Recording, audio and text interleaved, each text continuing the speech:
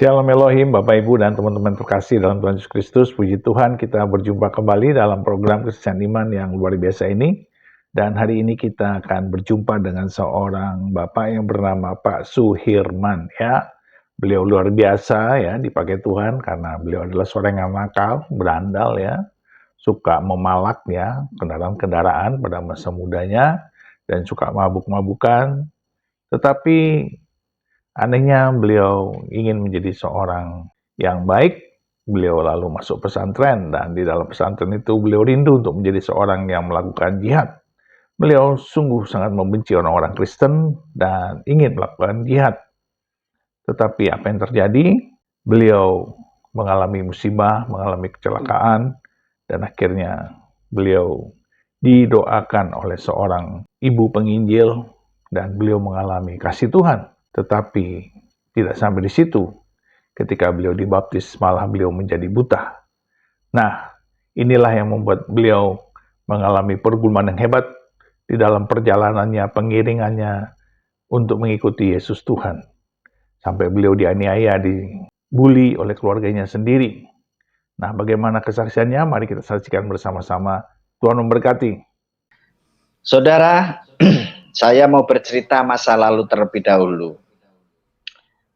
Tepatnya kehidupan saya terdahulu adalah kehidupan yang gelap. Segelap saya sekarang. Saya dulu tidak berpikir jikalau banyak orang melihat saya, kenegatifan saya, kekurangan saya, kearogan saya.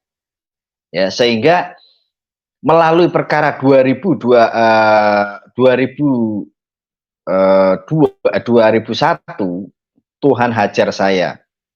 Ya, tepatnya saya dulu sempat mengalami kecelakaan.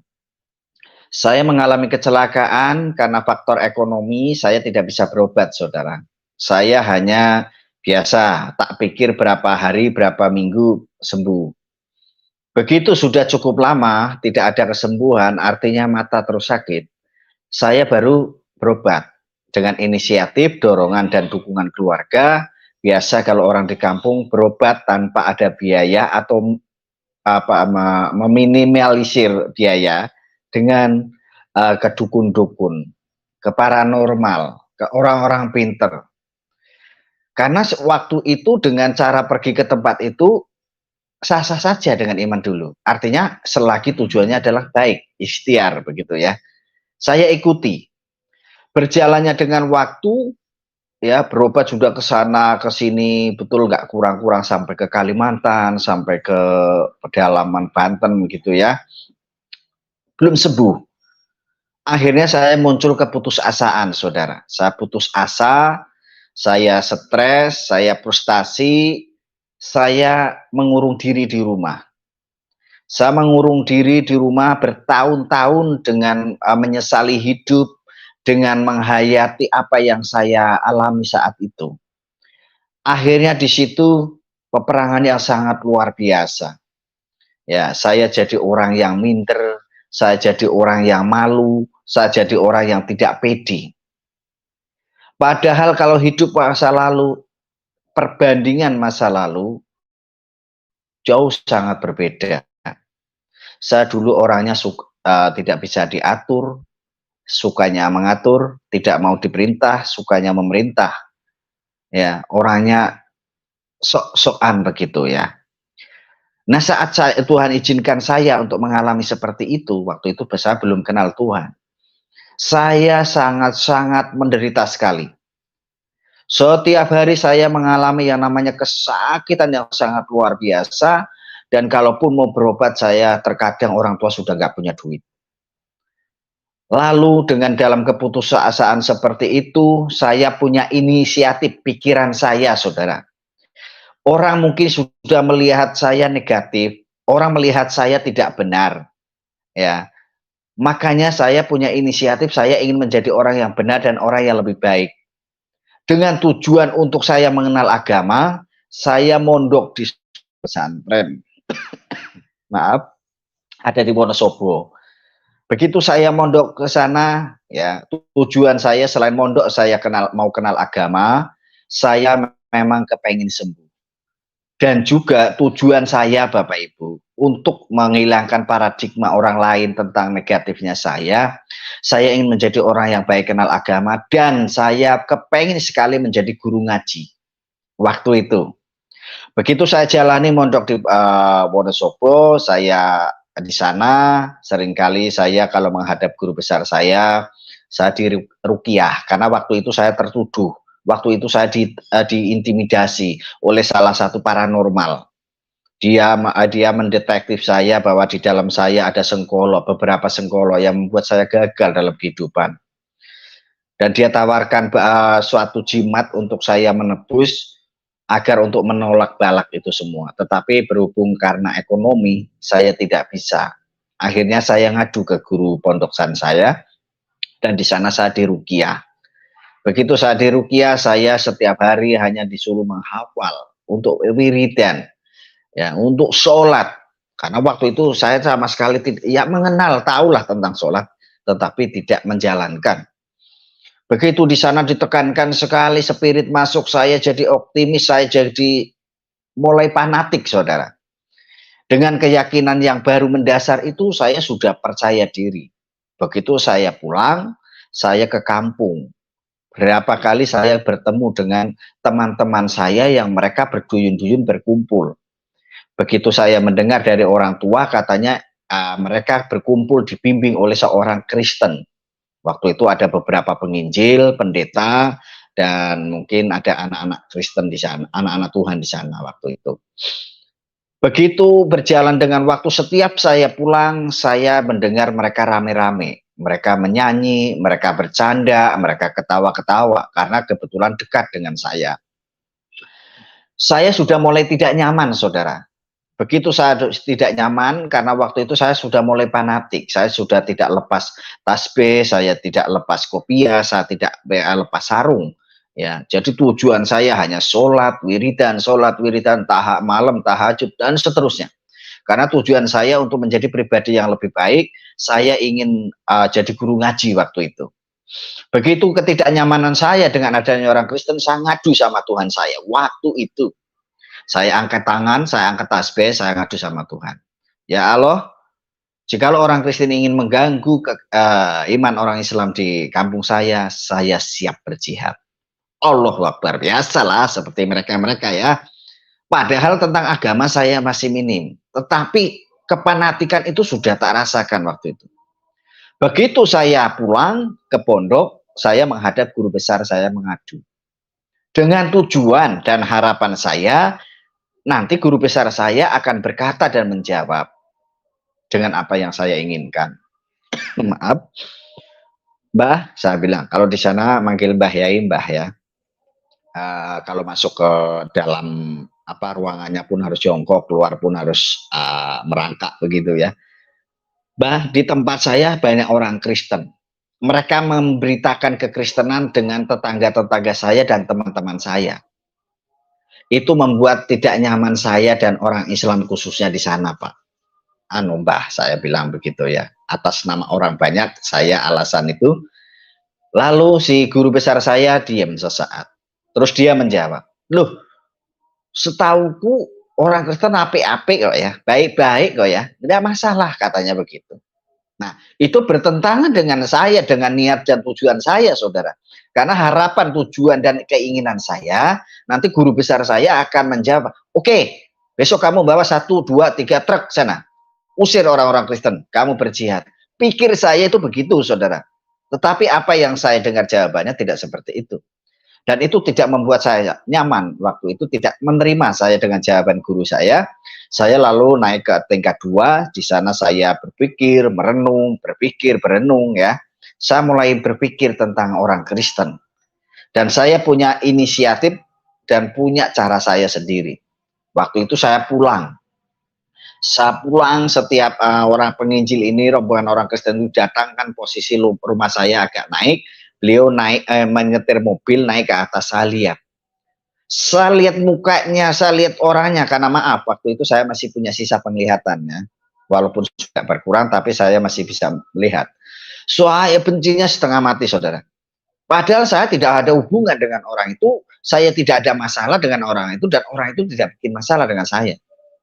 Itu luar biasanya, ini namanya spirit roh agamawi yang pernah saya alami. Begitu saya benci sekali, saya tujuannya berapa kali teman saya datang ke rumah. Kalau ini penginjil ibu ini sama temannya pendetanya datang, mereka sudah ketawa-ketawa, ngobrol, nyanyi-nyanyi. Nanti ada beberapa teman datang ke tempat saya.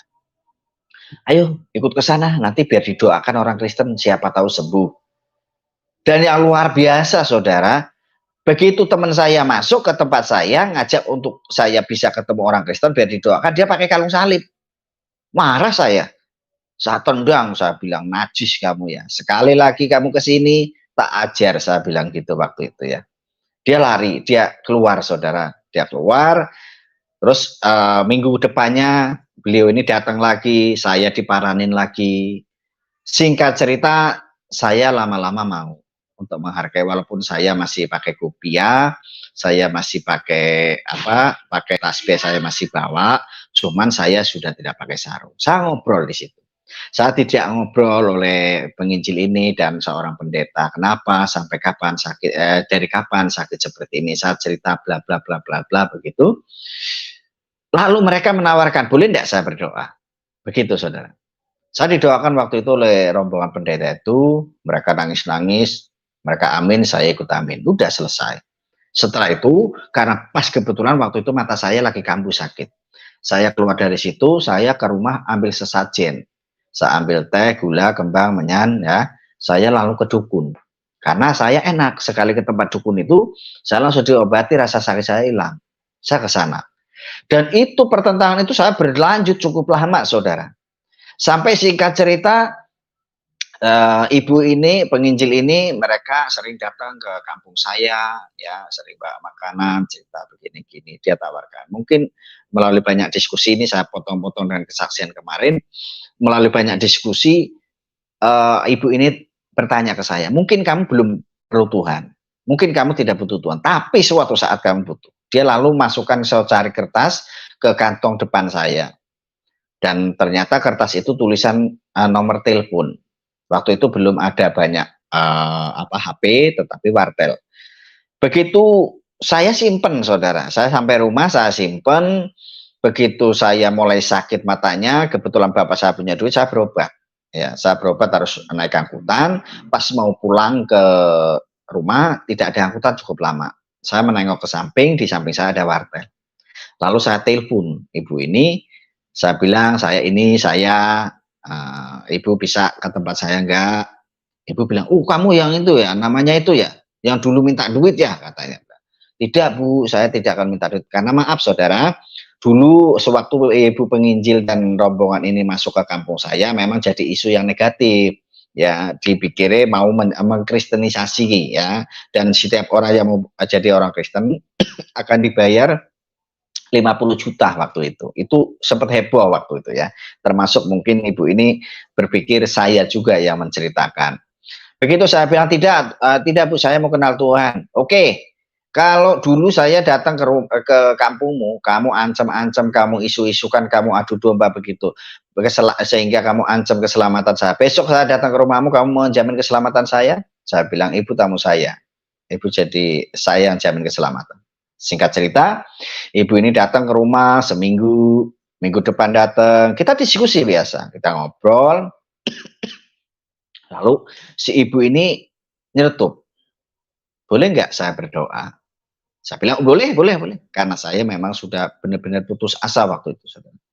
Begitu saya didoakan, beliau bilang amin, saya amin, walaupun saya tidak mengimani waktu itu ya. Dan luar biasa dan aneh dan nyata, saudara, yang seharusnya sore, pagi, siang, sore lagi saya minum obat. 2 hari saya baru ingat ternyata saya nggak minum obat. Saya bisa tidur, saya bisa makan, saya bisa duduk santai. Kalau dulu tidur saya tidak bisa. Betul, selama 1,5 tahun lebih saya tidak bisa tidur. Artinya saya kalaupun tidur saya harus minum obat tidur atau minum obat anti nyeri. Begitu saya tidak ingat, makan saya enak, duduk saya enak. Ya, mata saya dulu kalau kambuh itu kayak mau ke depan mau melotot, keluar air panas karena kata dokter infeksi. Itu ya. Setelah itu berobat ke dukun-dukun nggak sembuh, singkat cerita saya langsung berobat ke dokter. Dan dikatakan di situ, uh, ibu ini mau berdoa, saya boleh silakan. Setelah saya didoakan, saya sembuh, saya sadar. Baru 2 hari saya baru sadar kenapa saya nggak minum obat. Saya mulai penasaran, saudara. Saya mulai cari nomor telepon itu lagi, saya telepon ibu untuk datang. Terus ya, cukup ibu ini cukup setia untuk melayani Tuhan. Dengan kesetiaannya itu, ketulusannya itu, sehingga saya terus disamperi, saya diinjili begitu ya. Saya diceritain tentang Tuhan. Saya juga berdiskusi dengan ibu ini, dan ibu ini mau pergi kemana saya antar begitu ya, karena saya orang kampung situ, saya tahu. Sehingga cerita di situ saya dapat hidayah. Saya dapat hidayah ya dalam keputusasaan saya itu, ya saya jadi Bapak Ibu, sewaktu saya mengalami sakit, saya betul-betul depresi berat, ya stres berat. Saya sudah tidak ada harapan, saya sudah tidak ada impian, tidak akan ada harapan hidup saya. Terlalu di dalam kesendirian, di dalam murungnya saya di kamar ya, saya dulu proteksi sekali. Kalau teman-teman saya mau datang, saya sudah tutup pintu, saya tidak mau. Dan singkat cerita banyak, saya begitu ditekan, ya, ditekan oleh lingkungan. Ya, begitu peperangan di dalam pikiran saya antara saya disuruh mati dan saya dibilang jangan. Saya sempat mau bunuh diri 2 kali dan semua digagalkan dengan kata-kata Tuhan yang di dalam hati saya berkata, jangan mati karena kamu berarti.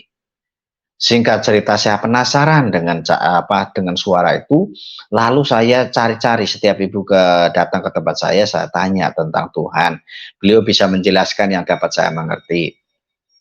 Begitu sudah saya yakin, saya terus menyerahkan diri kepada Tuhan, saudara. Karena dulu betul-betul harga diri saya sudah betul-betul habis, saudara. Ya, karena waktu zaman muda dulu, waktu zaman masih sehat ya, saya itu orangnya arogan, saya orangnya suka ya namanya ya biasalah anak muda ya, suka yang hidup tidak benar ya, suka berantem segala macam. Saya kalau mau butuh minuman keras atau rokok, saya tinggal suruh anak-anak di situ. Kalau nggak mau saya tempeleng, saya tendang, saya cubit perutnya. Itu terus, setiap ada truk, ada mobil memang harus setor ke saya waktu itu. Nggak pagi, nggak siang, nggak malam. Berjalan dengan waktu itu, saudara, saya itu di saat Tuhan izinkan saya sakit, betul-betul Tuhan rubah 180 derajat. Kebetulan saya sudah berhubungan dengan si penginjil ini, dan saya betul-betul sudah tertarik dengan kekristenan. Begitu saya sudah menyerahkan diri kepada Tuhan untuk dibaptis, waktu itu saya dibaptis bulan Agustus 2003, harinya Jumat. Ya, bukan kesembuhan yang saya terima, artinya bukan mata saya melihat lagi, saudara. Tetapi hari Jumat saya dibaptis, hari Minggu saya ibadah, pulang dari ibadah saya tidur, pagi sudah tidak bisa melihat sinar. Saya lihat di atas, ya kalau orang di kampung itu kan ada di dalam kamar ada satu genteng, dan pasti dikasih genteng kaca satu untuk menandakan bahwa hari sudah pagi. Dan waktu itu sudah tidak bisa lihat sinar. Saya cubit, saya kucek-kucek ya, ternyata saya baru menyadari bahwa saya itu sudah tidak lihat. Saya depresi berat, saya marah, refleks saya, semua yang di dekat saya banting di situ. Ya, saya sudah betul-betul saya mulai kecewa lagi sama Tuhan. Saya sudah kecewa sama Tuhan, saya mulai bersungut-sungut, katanya Tuhan penyembuh, katanya Tuhan juru selamat, katanya Tuhan itu maha kuasa segala macam begitu ya. Saya mulai marah lagi sama Tuhan. Tetapi berhubung kesetiaan ibu ini, saudara, dia kuatkan saya, dia support saya, sehingga saya mulai bangkit, saya percaya diri.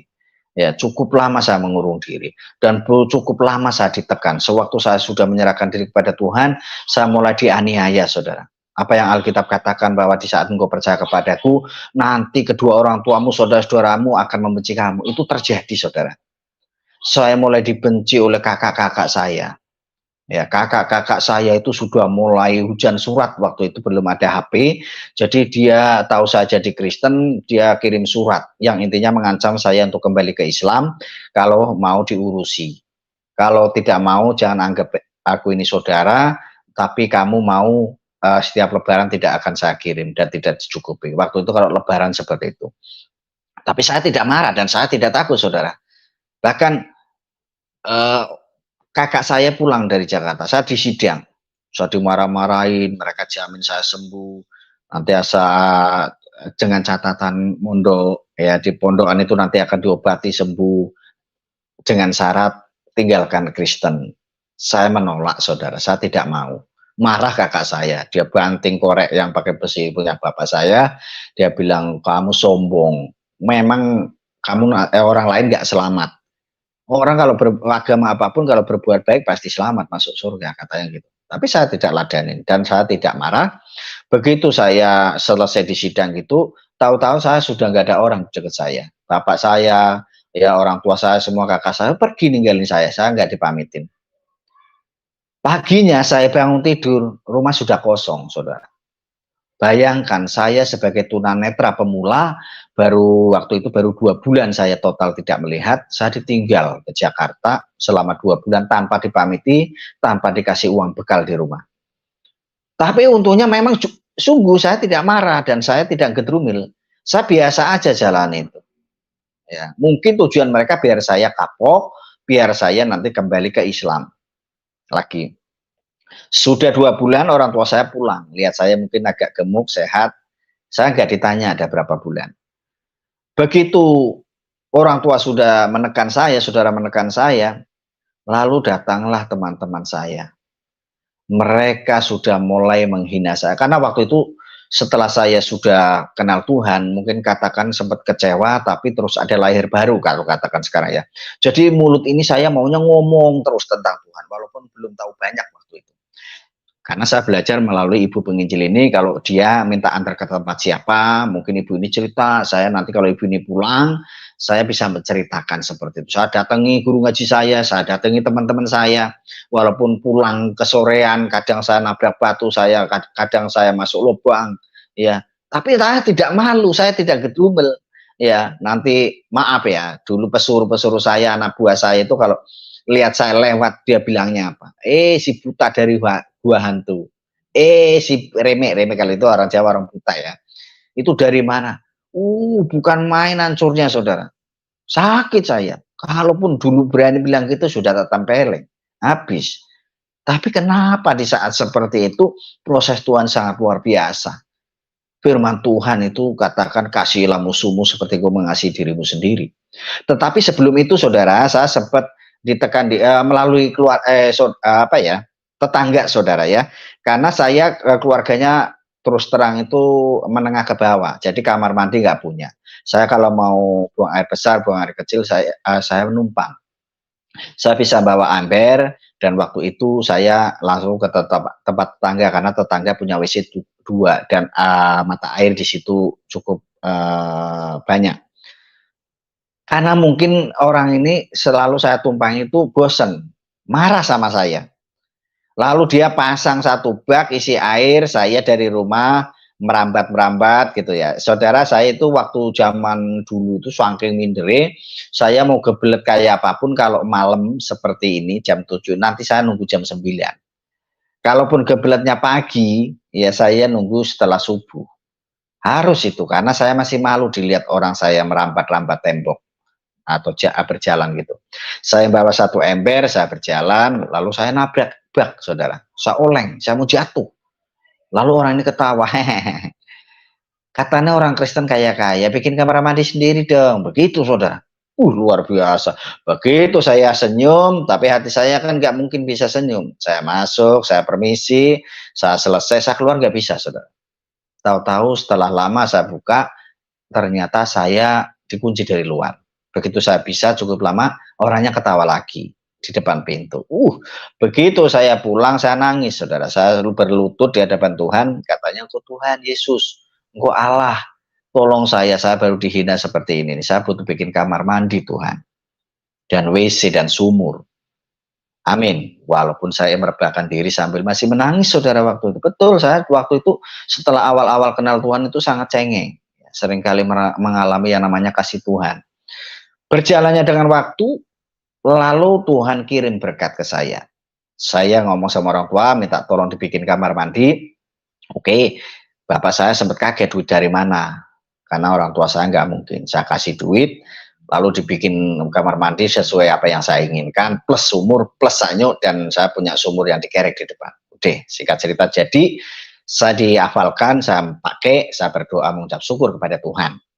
Dan luar biasanya, saudara, pembelaan Tuhan sangat luar biasa. Seketika sumur kamar mandi saya pakai hari itu juga mata air yang biasa mengalir di tempat sana, itu namanya kulah penampungan air dari mata airnya, itu tidak keluar sampai sekarang. Itu luar biasa, itu bisa dibuktikan.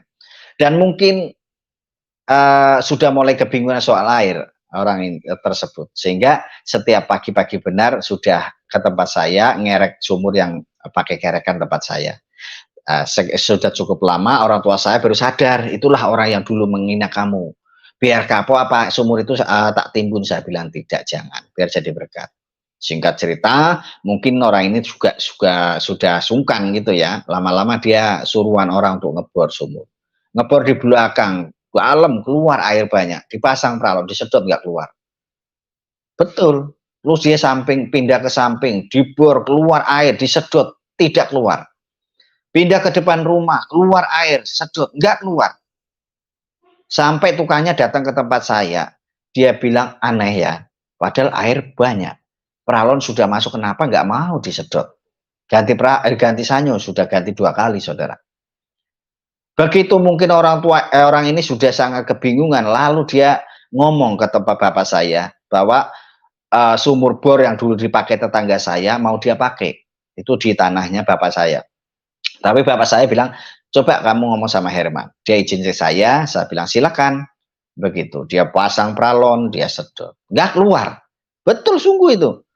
Sampai sekarang nggak punya sumur, karena mungkin sudah nggak bisa. Begitu saya lihat pembelaan Tuhan begitu saya luar biasa, saya mulai semangat lagi. Saya tidak kecewa lagi sama Tuhan. Saya mulai semangat lagi, saya cerita tentang Tuhan tiap hari. Kemanapun saya berjalan, saya cerita tentang Tuhan.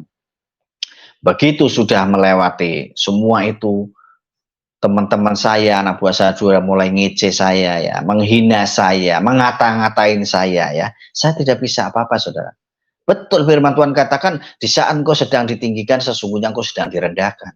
Tetapi saat engkau sedang direndahkan, sesungguhnya derajatmu sedang ditinggikan. Saya alami, saudara. Tidak cukup di situ, saya setiap malam didatangi jihad, saudara. Padahal tujuan saya dulu yang mau jihad itu saya mau menolong orang Kristen. Tapi setelah saya sudah ditangkap Tuhan, saya menyerahkan diri kepada Tuhan, lalu saya didatangi hampir tiap malam itu 3 orang. Ya, mereka keliling ke tempat teman-teman saya, mereka yang ikut pembinaan waktu itu cukup banyak. Mereka mengintimidasi, mereka menakut-nakuti, mati-mati tidak boleh dikubur di sini, nanti tidak ada yang nyolati segala macam. Tapi di dalam hati saya sudah sukacita, saya katakan nggak mungkin kalau saya mati nggak dikubur. Nanti kalau saya ada di bangkai, siapa yang repot? Itu yang menguatkan saya sehingga saya tidak takut dengan intimidasi mereka. Terus dia usahakan. Lalu dipasanglah spanduk. Kampung saya itu dipasang spanduk ada 9 kalau nggak 8. Dengan spanduk yang cukup panjang 3 meter. Luas tuh pakai kain putih, tulisannya usir kekristenan yang membuat kenistaan dunia akhirat. Usir kekristenan yang menjerumuskan kenistaan oleh manusia. Begitu di depan rumah saya dipasang. Sehingga orang tua saya mulai tertekan, malu dia keluar, takut, minder juga kayak saya, hampir nggak pernah ke hutan. Dia merengek-rengek ke saya tiap pagi, karena minta saya untuk balik ke Islam. Hampir tiap hari. Ya, kalau pagi itu kan bikin api ya di dalam dapur pakai kayu, saya selalu jarang tangan kalau dingin. Nanti bapak saya, orang tua saya di belakang sudah ngomong, sambil nangis, tolonglah kembali ke Islam. Bapak ini, bapak sama biong saya itu udah malu, diomongin orang terus. Tapi saya bilang, Pak, semua ke orang tua saya bilang, dulu saya orangnya tidak tahu etika. Saya dulu orangnya tidak tahu kebenaran. Saya dulu orangnya tidak sopan. Saya dulu orangnya kasar dan tidak baik. Sekarang saya sudah tahu kebenaran, saya sudah banyak tahu etika, itu karena Tuhan Yesus. Makanya saya tidak mau ninggalin. Buat apa saya kembali ke dosa lagi? Sudah orang tua saya berlalu. Tidak cukup di situ, saudara. Tetangga-tetangga saya sampai dia lalu mengintimidasi orang tua saya dan mendiamkan saya. Saya tidak ditegur, tidak disapa, saya tidak dianggap padahal saya seorang tidak lihat waktu itu. Tapi saya ngerasa betul waktu itu tidak marah, saya tidak takut dengan cara-cara mereka mengintimidasi saya. Karena saya percaya itu roh Tuhan sudah ada di dalam saya. Lalu dengan berjalannya waktu terus ya, itu saya lalu dibawa oleh penginjil ini berobat. Ya, berobat ke dokter, ternyata saraf saya sudah putus. Sudah putus dan tidak bisa didonor, tidak bisa diobati. Lalu saya pulang. Saran dokter, saya dulu diangkat matanya yang satu biar menyelamatkan yang satu, saya nggak mau. Lalu saya pulang, saya menyendiri lagi, saya banyak mendengarkan lagu rohani di situ, saya semakin dikuatkan. Begitu saya sudah yakin dengan kuat dengan iman saya, lalu saya dimasukkan ke sebuah sekolah orientasi yang ada di Semarang oleh ibu rohani saya itu tadi. Maaf, penginjil yang saya sebut itu adalah sekarang jadi ibu rohani saya dimasukkan. Padahal saya belum seumur-umur saya tidak bisa membaca Alkitab, saudara. Dari 99 siswa waktu itu yang tunanetra saya toh. Mereka kebanyakan sudah punya titel ya, pendeta, rohaniwan, pemain musik, pelayan Tuhan. Saya tidak tahu waktu itu, tidak mudeng. Tapi saya ikuti saja di situ. Saya ikuti saja selama 6 bulan pembentukan. Begitu luar biasa Tuhan kerja ke dalam hidup saya sehingga lepas dari tempat itu saya masuk ke dalam full timer dalam satu gereja, terus saya melayani di sana. Itu saudara. Apa yang saya alami waktu itu adalah dampak dari semua doa yang Bapak Ibu sampaikan. Karena ternyata wajar kalau orang-orang sekarang, kadrun-kadrun sekarang itu mereka benci dengan kekristenan. Saya yang dulu tidak kenal ibu, tidak ada permasalahan dengan ibu penginjilan aja bisa benci, saudara. Karena mereka sadar tidak sadar sudah dilingkupi oleh roh agamawi, oleh doktrin-doktrin oleh mereka. Dan sangat disayangkan, sehingga tidak salah juga jikalau kita punya pemikiran seperti itu ke mereka. Yang jadi persoalan kan mereka terkadang sudah terkena doktrin tidak mau mendengar tentang Tuhan. Itu saya kasihan kadang melihat mereka. Buat apa mereka mata melihat? Ya, maaf ya memang bersyukur mata melihat. Tetapi mereka tidak ada kejaminan keselamatan. Ya, ajaran mereka, doktrin mereka adalah radikal, kepanatikan. Apa yang mereka ikuti? Roh agamawi saja. Ya, makanya saya dalam kondisi seperti itu kalau teman-teman saya bertanya, bagaimana dengan kondisi sekarang yang sudah tidak lihat sukacita kah? Sukacita. Bagaimana apa tidak pengen sembuh? Kepengen, tapi kalau Tuhan pun tidak sembuhkan saya sudah cukup senang. Gitu saudara, saya diejek. Saya kembali ke belakang ya. Saya waktu tunanetra pertama, saya sering diejek ya. Saya dikata-katain, kamu masih muda, dulu kamu orangnya begitu, sekarang dijuluki anak kecil aja nggak bisa melawan. Apakah kamu nanti punya hidup, punya harapan?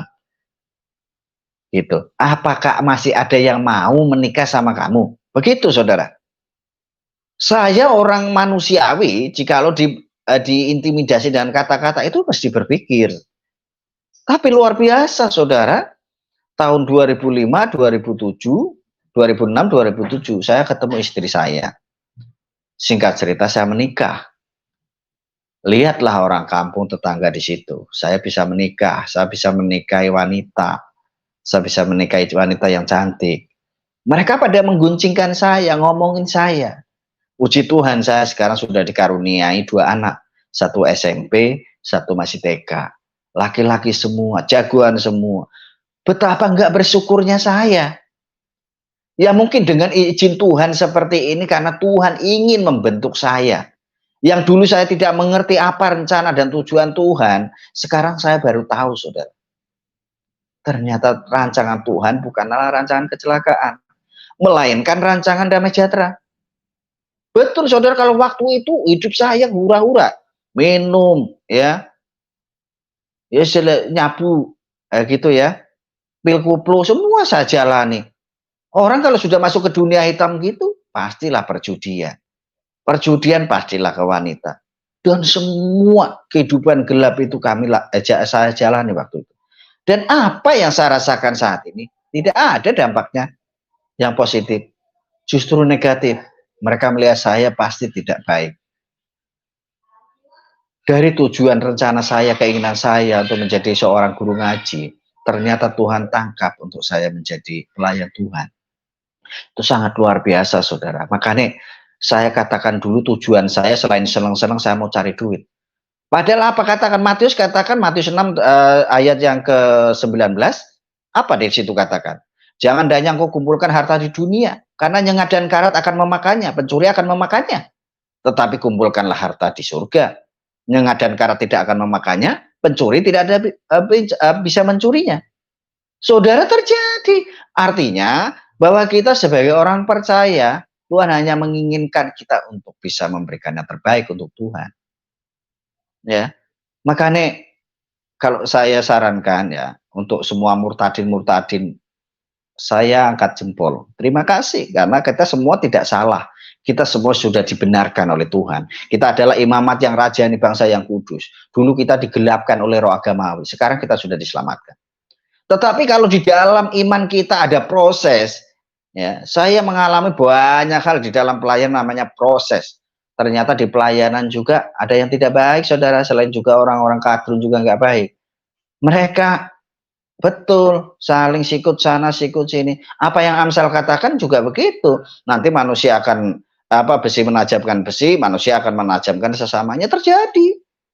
Itu tidak heran lagi, karena kita sebagai orang Kristen harusnya dengan cara seperti itu kita lebih kuat. Kita lebih semangat. Karena orang yang dalam proses itu adalah orang yang berkenan, orang yang dicintai oleh Tuhan, disayangi Tuhan, dikasihi Tuhan. Firman Tuhan katakan orang yang aku kasih akan aku hajar. Saudara, kalau kita sebagai orang Kristen tidak pernah mengalami yang namanya proses, tanda tanya besar, saudara. Tanda tanya besar. Apakah kita KTP saja, keturunan, atau kita hanya biasa-biasa saja? Begitu, saudara. Mungkin ini, karena banyak yang saya singkat, mungkin katanya Bapak nanti akan ada diskusi, silakan. Mohon maaf dan apa yang saya sampaikan, yang sering juga saya sampaikan. Silakan, mungkin mau ada diskusi. Tuhan memberkati, saya kembalikan kepada hambanya. Jadi walaupun ternyata harus seperti itu terjadi, tetap ikut Tuhan Yesus dan apa yang mendasari dan ternyata dari peristiwa ini apa yang Bapak lihat gitu, apa yang Bapak rasakan sehingga tetap gitu ikut Tuhan Yesus sampai hari ini. Oke, Pak. Iya, Pak. Saya kenapa dengan diizinkan Tuhan seperti itu, justru saya itu tetap setia sama Tuhan.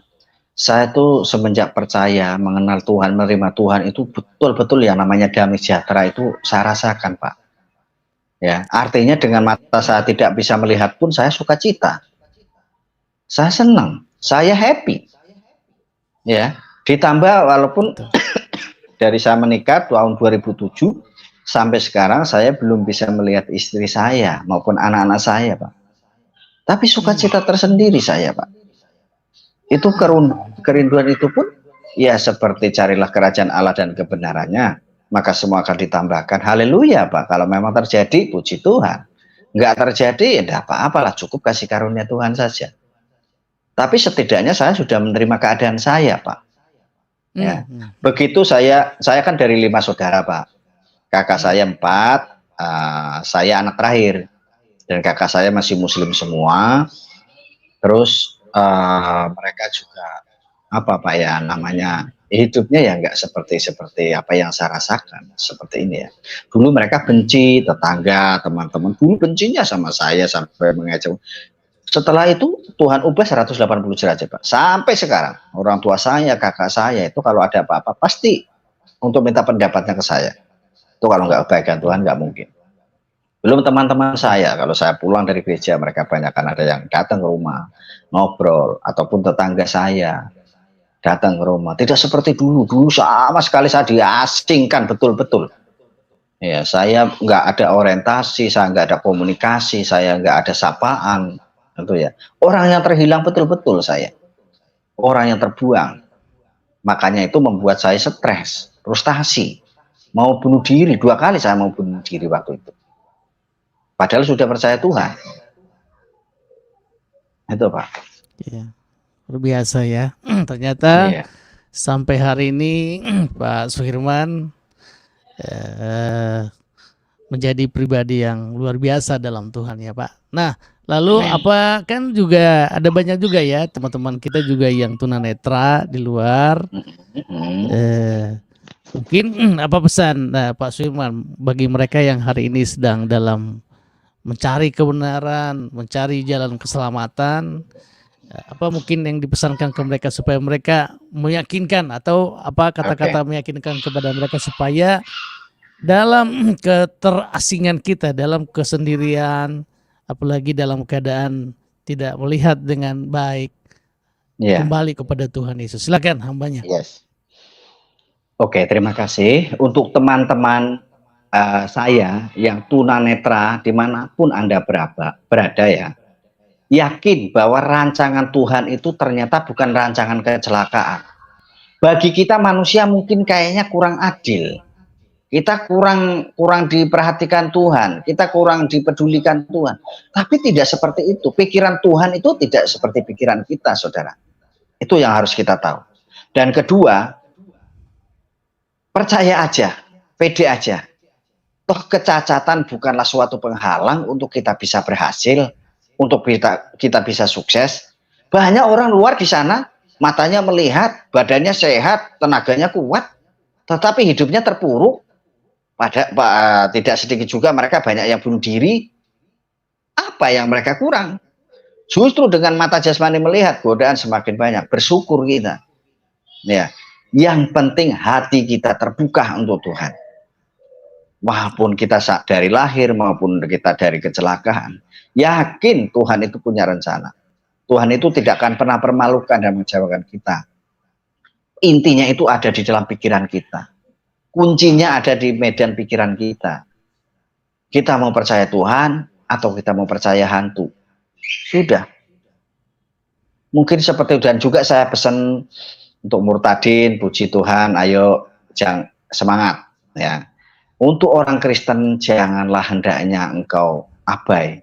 Ya, masa-masa seperti ini harapan kita janganlah menjadi Kristen belaka. Tetapi alamilah Tuhan.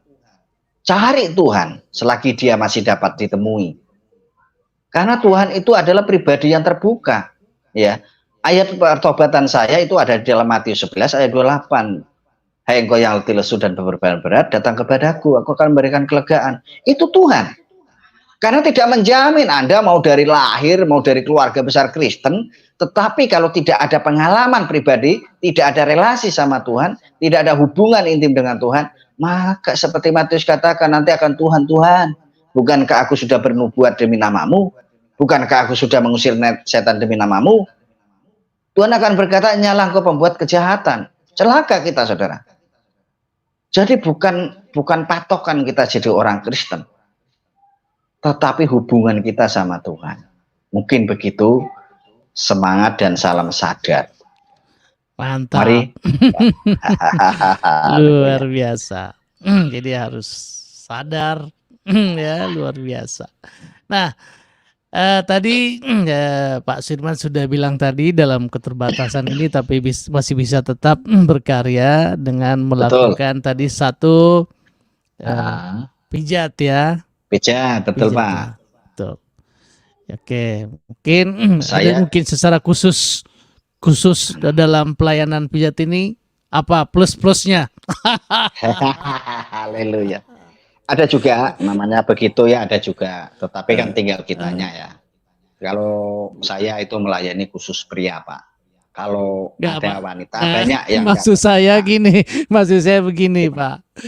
Saya kan sudah dengar kesaksiannya, yaitu kan maksud saya dalam tanda kutip plus-plusnya itu ternyata ada gitu, artinya sambil kita membantu orang, ada juga betul, yang Pak, diberikan pesan-pesan kan, nah itu dia terangkan sama kita. Jadi gini Pak, saya selama saya buka praktek di tempat ini ya, karena tempat cukup luas, pasien setiap datang itu harus bagi saya itu target harus ya. Harus dikenal Tuhan, harus tahu Tuhan. Itu harus Pak. Karena bagi saya itu memberitakan kebenaran, jadikanlah seluruh bangsa muridku, itu ada amanat agung bagi saya. Soal nanti orang ini tidak akan kembali ke tempat saya, mau minta tolong terapi saya lagi, itu urusan Tuhan, Pak. Karena saya terlalu percaya berkat datang dari Tuhan. Dan berapa kali Pak saya di sini mereka didatangi dari mereka. Ya, mereka semua pakai jubah, pakai apa nih, sorban, itu 3 orang. Karena saya nggak lihat, istri saya yang melihat ya Pak. Dia sudah gemeter ya. Karena orang 3 kalau penampilan kayak gitu kan kayaknya gimana gitu ya. Begitu saya dikasih tahu, mereka duduk mau pijet, oke, tapi saya tahu tujuannya. Oke, ngobrol. Saya satu-satu saya masuk kamar. Saya cerita tentang Tuhan, Pak, dengan dia. Karena memang harus cerita. Soal dia mau terima dan tidak mau terima urusan dia. Tapi saya harus cerita.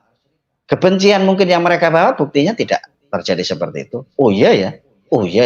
Kebetulan saudara saya ada pendeta. Begitu kadang. Karena kita seringkali belum kita sudah takut. Kita sudah khawatir. Padahal firman Tuhan katakan janganlah hendaknya kau khawatir dengan apapun juga. Kan begitu ya. Itu Pak. Terus Betul. Yang saya katakan tadi dapat berkarya, ya puji Tuhan. Kalau ada pasien datang ke sini, nanti dia punya rumah atau punya tanah mau dijual, nanti saya bisa sambungkan ke yang lain. Seringkali ya karena saya modalnya modal kepercayaan Pak. Saya nggak punya modal, betul. Tapi saya modalnya kepercayaan. Karena mereka percaya dengan saya, jadi saya sambungkan mereka. Dan tidak sedikit berhasil ya, puji Tuhan berkat itu datang dari Tuhan. Begitu Pak. Luar biasa. Kalau saya melihat profil Bapak itu ada tulisan Tumon. Itu apa sih itu Pak? Itu nama kecil saya Pak, nama keren saya. Oh gitu. Jadi Bapak kalau masuk kampung saya atau ke kota saya mungkin nanya Suherman belum banyak yang kenal. Tapi kalau nanya nama itu banyak yang kenal. Itu banyak. Karena kenapa saya tidak pakai? Karena nama itu ya keren-keren sedikit kurang bagus lah Pak. Namanya Tumon. Jadi waktu itu kan masih muda, gampang di SD itu. Setelah lulusan sekolah, Pak gurunya, kepala sekolah tawarkan siapa yang mau ganti nama atau ngurangin umur, begitu Pak. Saya itu orang dulu murid disayang Tuhan Pak, disayang guru Pak. Saya sampai disayangnya saya suruh tinggal kelas 2 kali. Karena sayang sekali mereka sama saya. Tinggal kelas 2 kali Pak. Oh gitu. Karena saking pinternya saya, mereka kan sayang. Oke. Lalu gimana selain itu tadi mengenai hari-hari yang di rumah, saya mendengar bahwa Bapak juga aktif dalam pelayanan ya Pak? Iya Pak, puji Tuhan. Saya sekarang dipercayakan untuk melayani di cabang Pak, di satu gereja saya melayani di cabang di situ. Jadi setiap minggu pagi saya ke sana 21 kilo dari tempat saya. Nanti besok-besok dulu baru sudah kumpul ke gereja kita ibadah, selesai itu pulang. Karena di sana masih teritorialnya masih ada, ya tahu sendirilah ya. Tetapi saya cukup lama dari tahun 2007 sampai sekarang Pak. Setelah saya menikah sama istri saya komitmen untuk menyerahkan hidup untuk melayani, begitu. Iya. Oke. Secara full time ya Pak melayanannya. Iya Pak. Baik, puji Tuhan ya. Yang intinya walaupun ada keterbatasan, ternyata masih tetap bisa melayani dengan baik, bisa berkarya dengan baik. Nyatanya keluarga, anak-anak semua dipelihara Tuhan ya Pak sampai hari ini. Betul Pak, puji Tuhan. Luar biasa. Tuhan baik. Haleluya. Luar biasa ya kita teman-teman di Rajana Bahasa Channel. Kita tadi sudah mendengar luar biasa ya kesaksian dari hambanya Pak Suherman. Ya, tadi kita sudah dengar bagaimana perjuangan beliau ngikut Tuhan. Ya, sudah diiming-imingi ya, untuk berobat ya, supaya dan kami menanggung biayanya dan bisa sembuh. Tetapi ternyata dihiraukan semuanya itu demi Tuhan Yesus. Tapi ternyata Iya. kita lihat ternyata setelah dibaptis tadi kita dengar dengan jelas bahwa bukannya sembuh ya mata jasmaninya ya, tetapi Betul, malah kita betul. lihat dalam selanjutnya mata rohaninya yang makin terbuka lebar Haleluya. kepada Tuhan. Haleluya, Pak. Nah, kita lihat perjuangannya dalam Tuhan.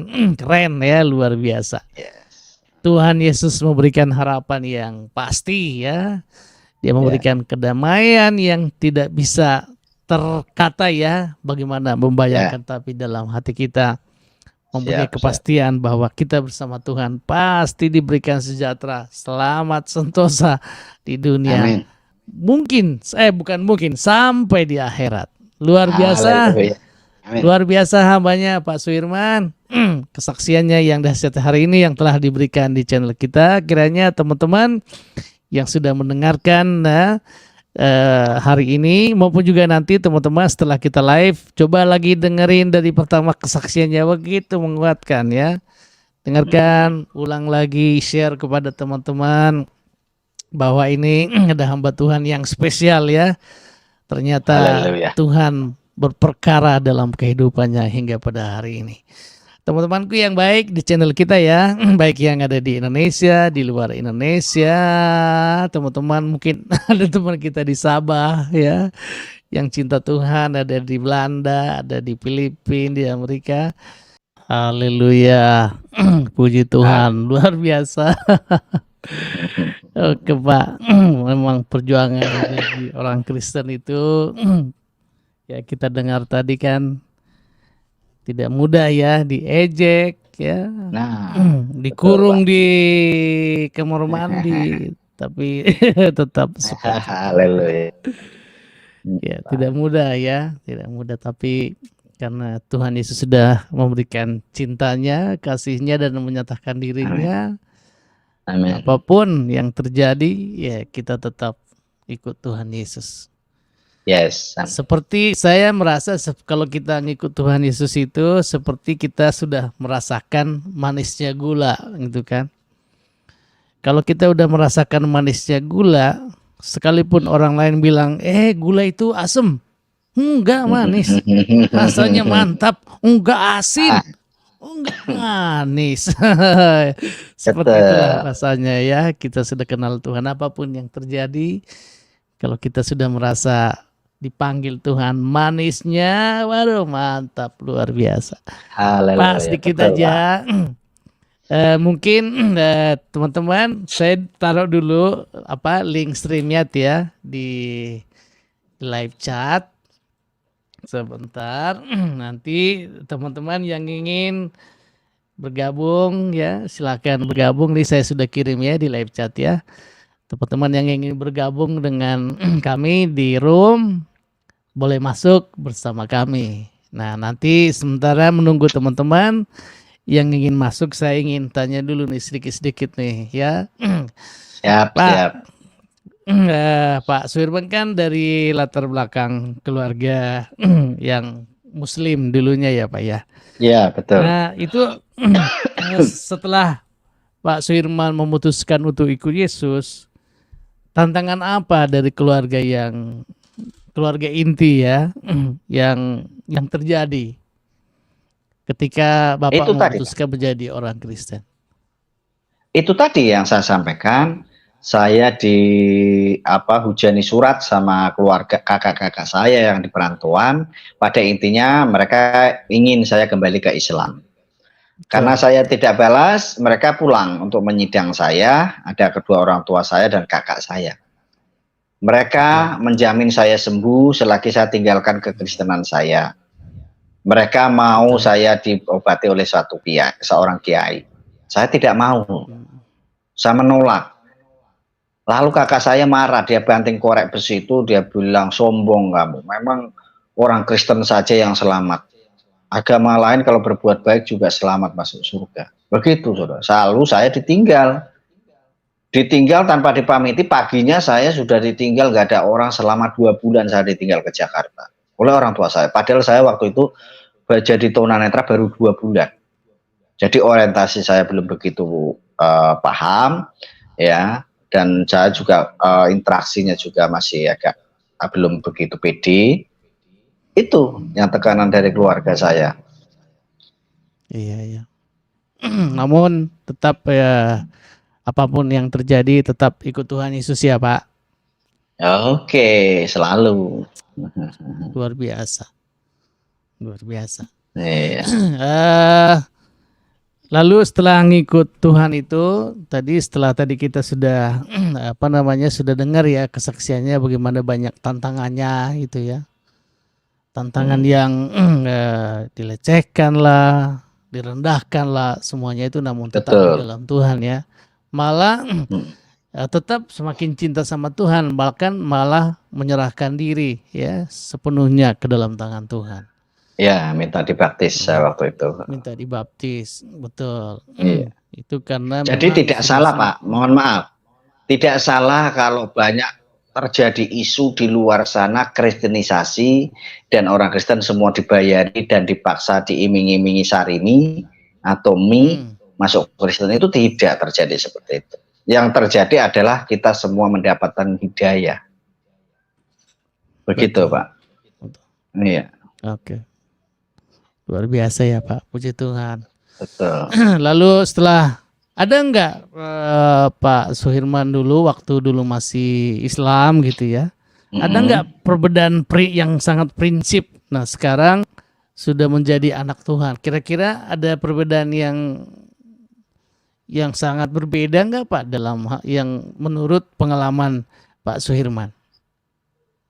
Ya tentunya, Pak. Saya sewaktu mondok, saya ingin menjadi pribadi mempunyai perilaku perkataannya lebih baik, untuk bahkan tujuan saya ingin menjadi guru ngaji. Ya, begitu fanatiknya saya. Setiap saya pulang, saya tidak pernah lepas sarung, saya tidak pernah lepas tasbih maupun kopiah. Saya setiap hari itu pagi, siang, sore wiridan terus di kamar. Malam hanya tahajud. Jamnya sholat. Itu saya lakukan terus. Tetapi setelah kini dipanggil Tuhan, sudah ditangkap Tuhan, justru sebaliknya. Saya lihat mereka lakukan itu kasihan. Apa yang mereka lakukan? Apa yang mereka perbuat? Betulkah itu perintah Tuhan? Karena tidak pernah dicatat di dalam kitab suci mereka bahwa harus sholat 5 waktu, kan tidak ada. Doktrin-doktrin itu yang terus ditanamkan oleh mereka-mereka, sehingga doktrin dan agamawi saja yang melingkupi mereka. Itu, Pak. Iya. Kalau sekarang dalam kekristenan apa yang Bapak rasakan hari ini dibanding dengan dalam kurungan ya, dalam ikatan doktrin-doktrin itu, Pak? Luar biasa, Pak. Hari ini Tuhan sangat luar biasa memelihara saya. Saya dulu tinggal di kampung, Pak. Saya di kampung, di desa, ya artinya tidak bisa bekerja seperti yang lain-lain. Sedangkan saya harus menghidupi istri, saya harus menghidupi anak, waktu itu masih 1 di kampung. Lalu saya hijrah, Pak, ke kota. Ya, 21 kilo dari kampung saya sempat full time di satu gereja 1 tahun. Setelah itu saya lepas dari full time itu, saya ngontrak. Tujuan saya, istri saya bekerja, saya buka pijet, Pak. Maaf, waktu berjalannya waktu itu saya terus belajar pijet waktu itu. Iya. Karena saya terinspirasi oleh Paulus, saat dia melayani pun dia membuat tenda dan menjualnya. Dan hasilnya untuk pelayanan. Itu saya lakukan. Saya sekolah, walaupun tidak sampai selesai, tapi dengan kebaikan Tuhan, saya dapat sertifikat sah, dan saya menjadi siswa yang terbaik. Walaupun pertama pijet itu sampai bengkek nggak akan terasa, karena saya tidak ada background pijet. Tapi saya lakukan, saya jalani cukup lama, akhirnya sekarang sudah terbiasa. Begitu, Pak. Dan saya dipelihara Tuhan dalam hal-hal seperti itu. Saya dipertemukan Tuhan dengan orang-orang yang baik. Ya. Saya yang tinggali saat ini, Pak, saya tidak perlu ngontrak. Saya tinggal di tempat seorang pengusaha, dan saya difasilitasi semua, ya, sampai ya semua, dari PAM, dari listrik, dari semua tinggal pakai. Untuk saya buka praktek di sini. Itu pun karena kebaikan Tuhan. Begitu, Pak. Luar biasa ya. Yang pasti sekarang ini hidup rohani kita tuh makin ada kepastian. Nah, betul Pak. Iya, ya, betul. Iya kan Pak ya. Kalau dulu kan kita hanya teriak-teriak ihdina sirotol mustaqim, Pak. Sedangkan sudah di dalam hati sudah katakan akulah jalan kebenaran dan hidup, tidak satu orang pun sanggup ke rumah Bapa tanpa melalui aku.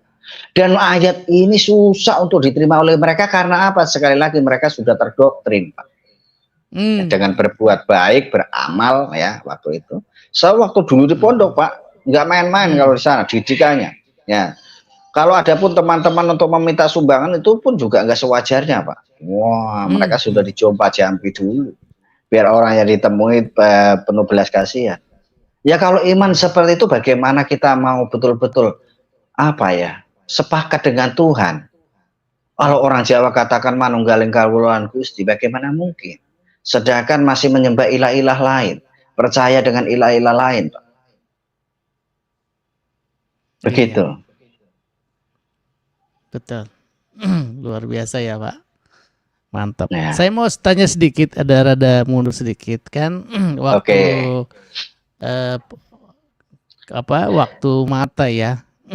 Apa namanya istilah lebih apa istilahnya halus untuk mata gitu, pemandangan atau apa gitu. Saya itu dulu maksud saya begini, waktu dulu kan sudah berusaha berobat ke kiai, ke dukun, ya, betul, kemanapun, bahkan keluarga menjamin gitu kalau balik lagi jadi Islam kita support gitu, bisa kan sembuh, ya. Bisa sembuh. Nah ternyata kan sampai sekarang kan ternyata ya istilahnya Tuhan mengizinkan harus sekarang tuh dua-duanya ya Pak, tidak bisa melihat lagi ya. Sekarang dua-duanya Pak. Iya. Dua-duanya melihat ya. Dan ternyata ngikut Tuhan ternyata ada kehilangan pemandangan itu. Betul. Nah, apa ada rada menyesal enggak loh? Kenapa saya nggak ikut dulu keluarga saya? Kira-kira itulah kekecewaan saya Pak. Makanya saya tadi bilang itu saya sangat mulai marah lagi sama Tuhan. Setelah saya menyerahkan diri dibaptis hari Jumat, hari Minggu pulang ibadah, saat tidur pagi saya sudah tidak melihat total Pak. Justru itu yang saya alami, bukan kesembuhan, tapi fatal bagi saya waktu itu. Dan saya kan masih manusia Pak. Dan iman saya dulu belum sekuat maaf ya, bukan berarti sekarang kuat, tidak ya. Artinya pengenalan akan Tuhan belum seperti sekarang. Saya ya jelas marah dan saya kecewa. Saya berpikir, adapun orang tua sarankan, nanti orang tua pergi ke dukun sana, pulang-pulang sudah bawa kembang sama air, saya suruh minum gitu Pak. Walaupun saya sembunyi-sembunyi gitu ya, tak buang di kolong gitu ya. Tapi dalam hati pun antara saya lakukan, antara tidak Pak. Kalau saya lakukan ini lagi, saya sudah menyakiti hati Tuhan lagi. Kalau saya tidak lakukan ini, takutnya ya, mbok-mbok nanti saya bisa sembuh lagi. Begitu Pak. Akhirnya kebanyakan saya buang di kolong tempat tidur, karena waktu itu kan kalau tempat tidur kami lantainya masih tanah, jadi kalau dibuang kan aman gitu ya. Masih seperti itu. Mungkin itu dari saya Pak Suhirman. Barangkali ada yang terlupakan tadi. Mungkin 1-2 menit, silahkan Pak Suhirman. Oke, saudara. Jadi pada intinya ya saya katakan tadi, Mbak, marilah kita sebagai orang percaya yang sudah punya jaminan keselamatan, kita jaga, kita lewati, kita lalui, kita jalani keselamatan itu. Karena di luar itu banyak, ya, nabi banyak, agama banyak, tapi keselamatan tidak ada. Keselamatan hanya ada pada kita. Di kolong langit ini tidak ada nama lain yang di dalamnya ada keselamatan, kecuali hanya di dalam nama Yesus. Yesus itu siapa? Kita, saudara. Hanya itu mungkin yang saya sampaikan. Yakin ya, iman kita itu tidak salah, iman kita itu benar. Kita itu adalah imamat yang rajani, bangsa yang kudus, umat kepunyaan Allah. Ya, Allah pembela kita, bukan kita yang membela Allah. Oke, mungkin seperti itu. Mari hambanya Tuhan memberkati. Oke, terima kasih banyak untuk hambanya sudah bersama-sama kita hari ini. Tuhan berkati Pak.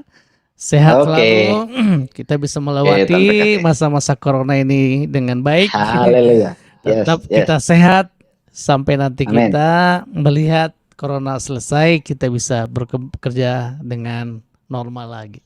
Amin. Terima kasih ya Pak. Salam Pak. sama istri dan keluarga. Oke. Puji Tuhan, kesaksian yang luar biasa dari Pak Suhirman sungguh sangat memberkati kita semua. Beliau sekarang menjadi hamba Tuhan, beliau sekarang menjadi pelayan Tuhan, sekaligus beliau melakukan profesi dalam pemijitan ya, tetapi di dalam pemijitan beliau melayani Tuhan juga. Beliau menginjil, bersaksi tentang Kristus Yesus, dan itu sungguh sangat membuat kita kagum betapa Tuhan mengurapi Pak Suhirman dengan luar biasa. Dan mari Bapak Ibu, kita semua dipakai Tuhan untuk menjadi berkat bagi banyak orang. Seperti Pak Suhirman telah menjadi berkat bagi banyak orang, walaupun beliau tunanetra. Dan kita yang diberikan penglihatan yang cukup sempurna, kita pakai itu. Lebih kuat lagi, lebih dalam lagi, lebih semangat lagi, lebih berani lagi, lebih bergairah lagi. Untuk bersyafaat, untuk berdoa, untuk bersaksi, untuk menginjil, dan untuk menjadi terang dan garam di muka bumi ini. Dan saya percaya setiap orang pasti butuh keselamatan. Tidak mungkin mereka tidak butuh diselamatkan. Hanya ada di dalam Yesus Kristus keselamatan yang kekal. Tetaplah setia, tetaplah percaya. Tuhan memberkati kita semua di dalam nama Bapa dan Anak dan Roh Kudus, di dalam nama Tuhan Yesus Kristus. Haleluya, haleluya, haleluya. Amin, amin, amin, amin, amin.